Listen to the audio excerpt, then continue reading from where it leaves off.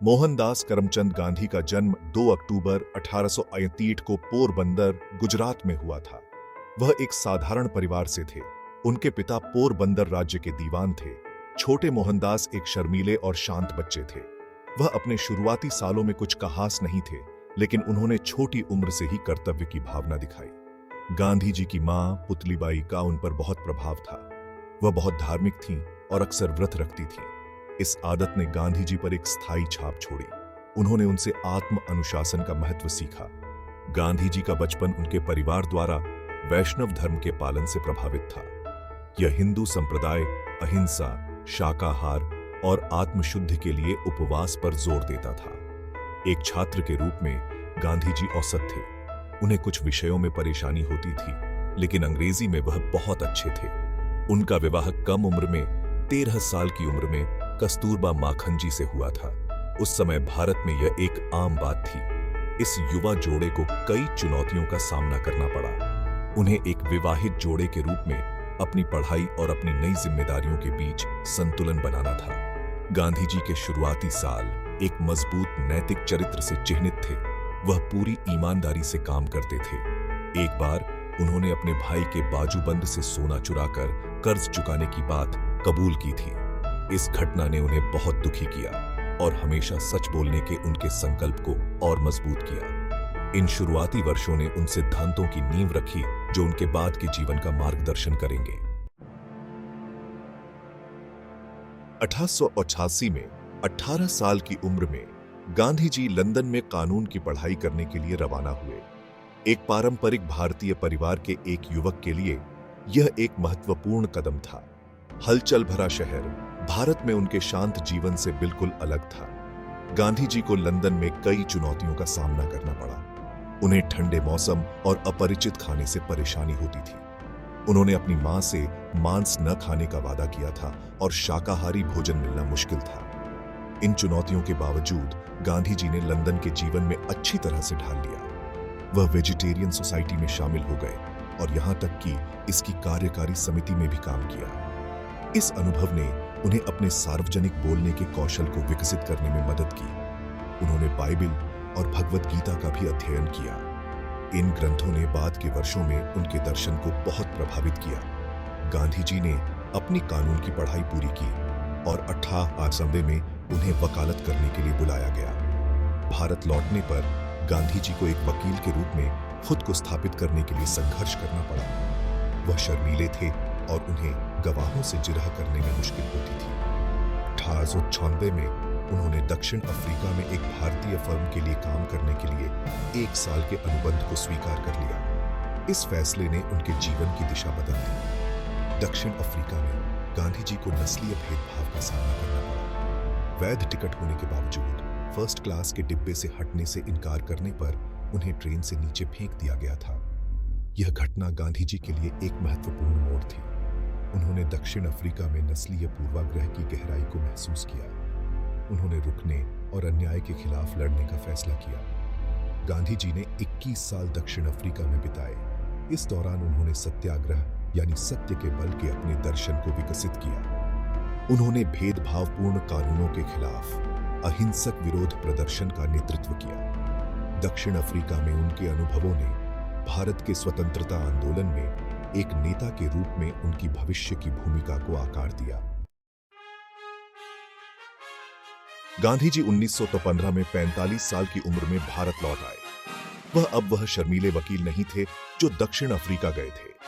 वह एक स्पष्ट दृष्टि वाले आत्मविश्वासी नेता में बदल गए थे। गांधी जी ने 1 साल पूरे भारत की यात्रा में बिताया। वह देश की समस्याओं को खुद समझना चाहते थे।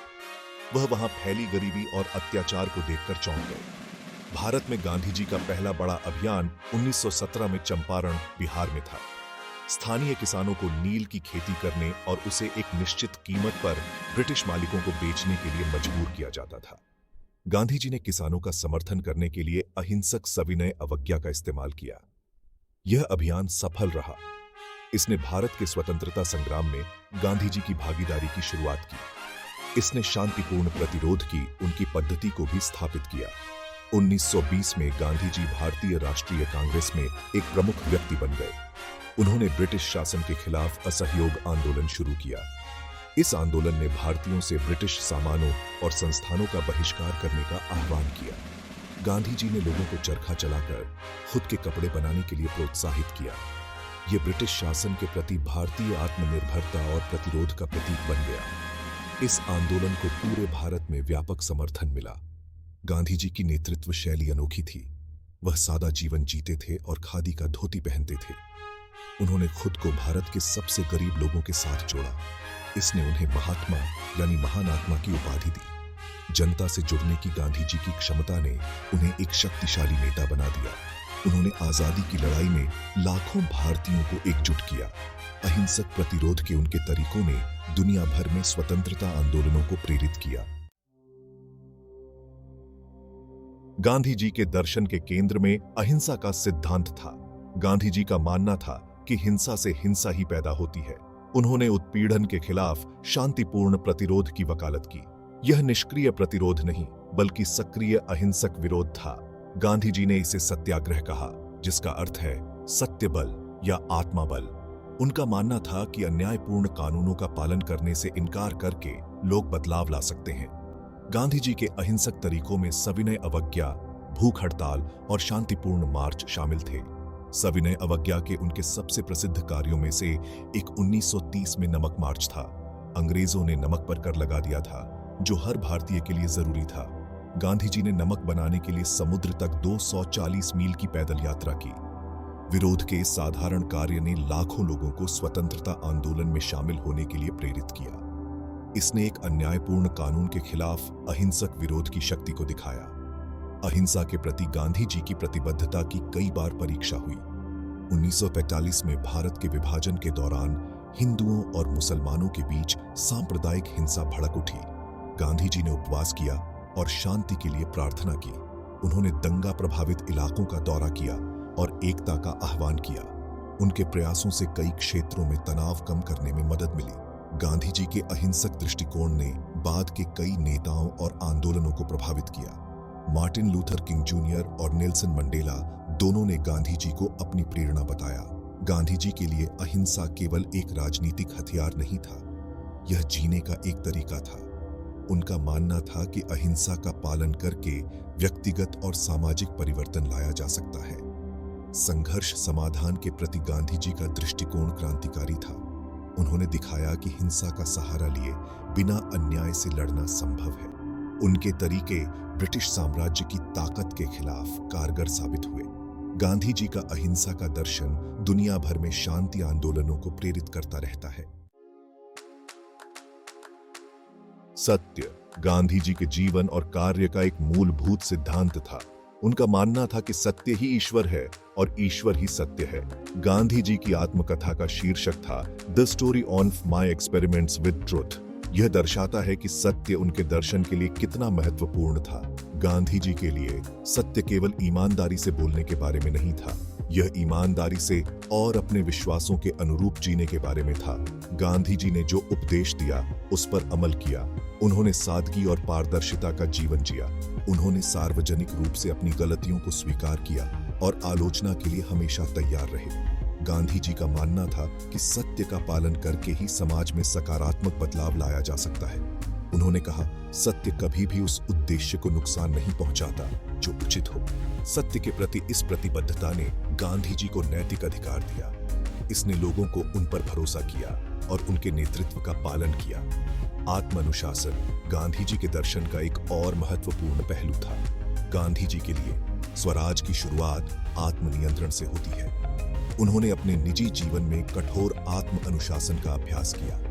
गांधी जी स्वास्थ्य के लिए और विरोध के रूप में नियमित रूप से उपवास करते थे। उन्होंने ब्रह्मचर्य का व्रत लिया और स्वेच्छा से गरीबी का जीवन व्यतीत किया। ये प्रथाएं केवल व्यक्तिगत पसंद नहीं थीं, वे सामाजिक परिवर्तन के उनके व्यापक दर्शन का हिस्सा थे। गांधी जी का मानना था कि प्रभावी नेतृत्व के लिए आत्म अनुशासन आवश्यक है। उन्होंने अपने अनुयायियों को आत्मनियंत्रण और सादगी का अभ्यास करने के लिए प्रोत्साहित किया। गांधी जी ने आत्म अनुशासन को आंतरिक शक्ति के निर्माण के तरीके के रूप में देखा। उत्पीड़न का विरोध करने के लिए बिना हिंसा का सहारा लिए यह ताकत जरूरी थी। आत्म अनुशासन पर गांधी जी के जोर ने स्वतंत्रता आंदोलन के कई पहलुओं को प्रभावित किया। इसने प्रतिबद्ध, अनुशासित कार्यकर्ताओं का एक समूह बनाने में मदद की जो स्वतंत्रता संग्राम की कठिनाइयों का सामना कर सके। गांधी जी ने भारत की आजादी की लड़ाई में महत्वपूर्ण भूमिका निभाई। उन्होंने भारतीय राष्ट्रीय कांग्रेस को एक कुलीन संगठन से एक जन आंदोलन में बदल दिया। गांधी जी के अहिंसक प्रतिरोध के तरीकों ने लाखों भारतीयों को प्रेरित किया। उन्होंने ब्रिटिश शासन के खिलाफ कई बड़े अभियानों का नेतृत्व किया। इनमें असहयोग आंदोलन, सविनय अवज्ञा आंदोलन और भारत छोड़ो आंदोलन शामिल थे। 1920 से 1922 तक चला असहयोग आंदोलन गांधी जी का पहला बड़े पैमाने पर अभियान था। इसने भारतीयों से ब्रिटिश संस्थानों और वस्तुओं का बहिष्कार करने का आह्वान किया। छात्रों ने ब्रिटिश स्कूलों को छोड़ दिया, वकीलों ने वकालत छोड़ दी और लोगों ने विदेशी कपड़े जला दिए। इस आंदोलन को व्यापक समर्थन मिला। हालांकि चौरी चौरा में एक हिंसक घटना के बाद गांधी जी ने इसे वापस ले लिया। इस फैसले ने राजनीतिक लाभ की कीमत पर भी अहिंसा के प्रति गांधी जी की प्रतिबद्धता को दिखाया। 1930 से 1935 तक चला सविनय अवज्ञा आंदोलन एक और महत्वपूर्ण अभियान था। इसकी शुरुआत प्रसिद्ध नमक मार्च से हुई। गांधी जी और उनके अनुयायियों ने समुद्री जल से नमक बनाकर नमक कानून तोड़ा। विरोध के इस साधारण कार्य ने लाखों लोगों को आंदोलन में शामिल होने के लिए प्रेरित किया। अंग्रेजों ने गांधी जी सहित बड़े पैमाने पर गिरफ्तारियों का जवाब दिया। दमन के बावजूद आंदोलन जारी रहा। इसने भारत में ब्रिटिश सत्ता को काफी कमजोर कर दिया। 1942 में भारत छोड़ो आंदोलन आजादी के लिए गांधी जी का आखिरी प्रयास था। उन्होंने अंग्रेजों से भारत तुरंत छोड़ने का आह्वान किया। करो या मरो के नारे ने देश को झकझोर कर रख दिया। अंग्रेजों ने हजारों कार्यकर्ताओं को गिरफ्तार करके क्रूर बल से जवाब दिया। इसके बावजूद यह आंदोलन एक महत्वपूर्ण मोड़ साबित हुआ।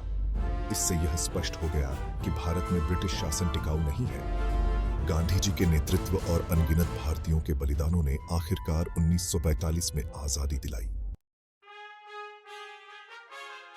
गांधी जी का प्रभाव भारत की सीमाओं से बहुत आगे तक फैला। अहिंसक प्रतिरोध के उनके दर्शन ने दुनिया भर में स्वतंत्रता आंदोलनों को प्रेरित किया। संयुक्त राज्य अमेरिका में मार्टिन लूथर किंग जूनियर और दक्षिण अफ्रीका में नेल्सन मंडेला जैसे नेताओं ने गांधी जी को एक प्रमुख प्रभाव बताया। किंग ने गांधी जी के तरीकों का अध्ययन करने के लिए 1900 में भारत का दौरा किया। बाद में उन्होंने कहा, ईसा मसीह ने हमें लक्ष्य दिए और महात्मा गांधी ने रणनीति। दक्षिण अफ्रीका में नेल्सन मंडेला ने रंगभेद के खिलाफ लड़ाई में गांधी जी के तरीकों से प्रेरणा ली। मंडेला ने कहा, गांधी जी के विचारों ने दक्षिण अफ्रीका के परिवर्तन में महत्वपूर्ण भूमिका निभाई है और गांधी जी की शिक्षाओं की मदद से रंगभेद को खत्म कर दिया गया है। गांधी जी का प्रभाव अफ्रीका के अन्य हिस्सों में भी महसूस किया गया। जाम्बिया के पहले राष्ट्रपति केनेथ कोंडा गांधीवादी सिद्धांतों से प्रभावित एक अन्य नेता थे। गांधी जी के विचारों ने 21वीं सदी में सामाजिक और राजनीतिक आंदोलनों को प्रेरित करना जारी रखा है। 2011 में हुए अरब स्प्रिंग विद्रोह ने गांधी जी के तरीकों से तुलना की। म्यांमार में आंग सान सू की ने गांधी जी से प्रेरित होकर लोकतंत्र के लिए एक अहिंसक आंदोलन का नेतृत्व किया।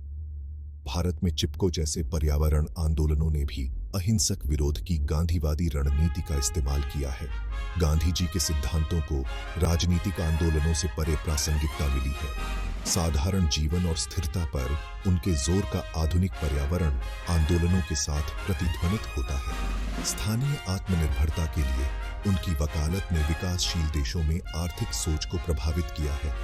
संघर्ष समाधान के गांधी जी के तरीकों को शिक्षा से लेकर कॉरपोरेट प्रबंधन तक विभिन्न क्षेत्रों में अपनाया गया है। उनकी विरासत दुनिया भर में सामाजिक न्याय और शांति के लिए काम करने वाले व्यक्ति और संगठनों को प्रेरित करती रहती है। उनकी मृत्यु के 7 दशक से भी अधिक समय बाद गांधी जी की विरासत हमें प्रेरित और चुनौती देती रहती है। उनका जीवन और शिक्षाएं आज की दुनिया में प्रासंगिक हैं, जो संघर्षों और असमानताओं से चिह्नित है। अहिंसा पर गांधी जी का जोर दुनिया के कई हिस्सों को प्रभावित करने वाले हिंसा के चक्र के लिए एक शक्तिशाली विकल्प प्रदान करता है। शांतिपूर्ण प्रतिरोध के उनके तरीकों का इस्तेमाल दुनिया भर में कार्यकर्ताओं और आंदोलनों द्वारा किया जाता रहा है। एक न्यायपूर्ण और न्याय संगत समाज के गांधी जी का दृष्टिकोण सामाजिक न्याय के लिए आधुनिक संघर्षों के साथ प्रतिध्वनित होता है। अछूतों सहित जिन्हें उन्होंने हरिजन, ईश्वर के बच्चे कहा, कि अधिकारों के लिए उनकी वकालत अपने समय से आगे थी। श्रम की गरिमा और ग्रामीण विकास के महत्व पर गांधी जी का जोर भारत और उसके बाहर सामाजिक और आर्थिक नीतियों को प्रभावित करता रहता है। महात्मा की पर्यावरणीय चेतना आज विशेष रूप से प्रासंगिक है। उन्होंने कहा, पृथ्वी हर आदमी की जरूरतों को पूरा करने के लिए पर्याप्त प्रदान करती है, लेकिन हर आदमी के लालच को नहीं। यह कथन सतत विकास की उस चुनौती को दर्शाता है जिसका सामना आज दुनिया कर रही है। आत्मनिर्भर गांवों के गांधी जी के दृष्टिकोण और बेलगाम औद्योगिकरण की उनकी आलोचना पर्यावरणीय चुनौतियों का समाधान करने के लिए बहुमूल्य अंतर्दृष्टि प्रदान करती है। गांधी जी के जीवन और दर्शन का अध्ययन और बहस जारी है, जबकि कुछ उनके दृष्टिकोण के कुछ पहलुओं की आलोचना करते हैं। भारत और दुनिया पर उनका समग्र प्रभाव निर्विवाद है। गांधी जी ने दिखाया कि हिंसा का सहारा लिए बिना महत्वपूर्ण सामाजिक और राजनीतिक परिवर्तन लाना संभव है।